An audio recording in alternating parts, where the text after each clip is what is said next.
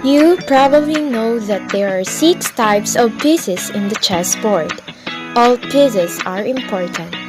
Hi, my name is Mary Grace C. Altamarino, a BE Ed second year college student of Sarizal Memorial State University Tampisan Campus. Today, I'm going to rank from the least important to the most important. Each one of those pieces are moving and capturing according to different rules. The value and importance of each piece is given by its ability to capture other piece.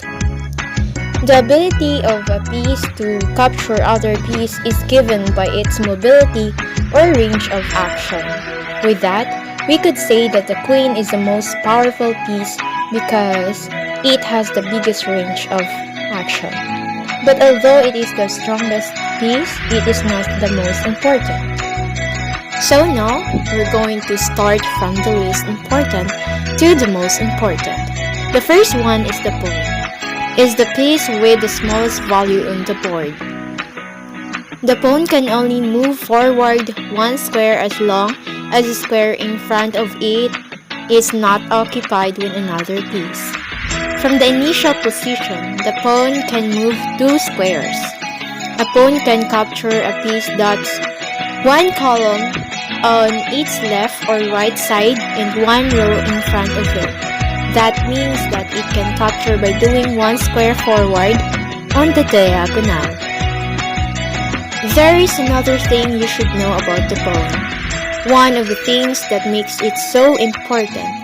If a pawn reaches the last line, it can and must be replaced immediately with the piece of its own color except the king.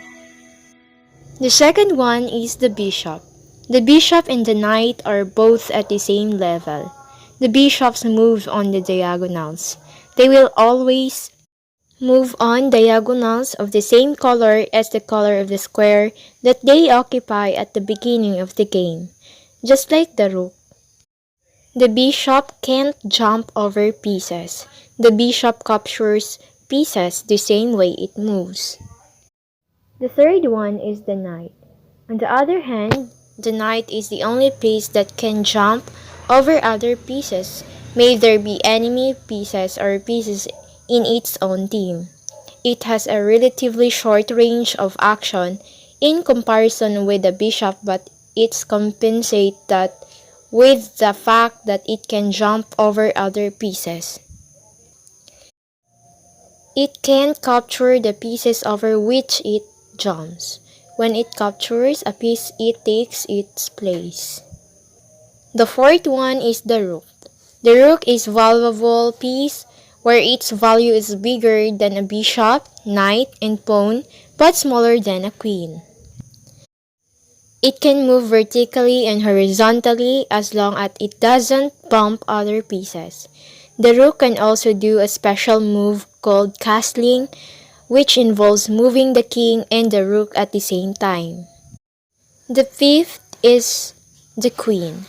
Since the importance of each piece is based on its ability to capture, the queen is the second important piece. It has the biggest range of action where it could move diagonally, horizontally, and vertically. Moving on, the king is the most important piece among all pieces because the game revolves around taking down the opponent's king. The main goal of chess is to check the opponent's king while keeping safe your king. It is very important that you know the values I presented earlier. By knowing the value of each individual piece, you will be able to evaluate whether you should exchange a piece or whether you should capture a piece. You will also know whether you have more material resources than your opponent. The conclusion is that the value of a piece is dictated by its strategic position and by its ability of working together with other pieces. So the fact that a player has less pieces could be compensated by their superior position on the board. Once again, this is Mary Grace C. Altamarino. Thank you for watching. God bless.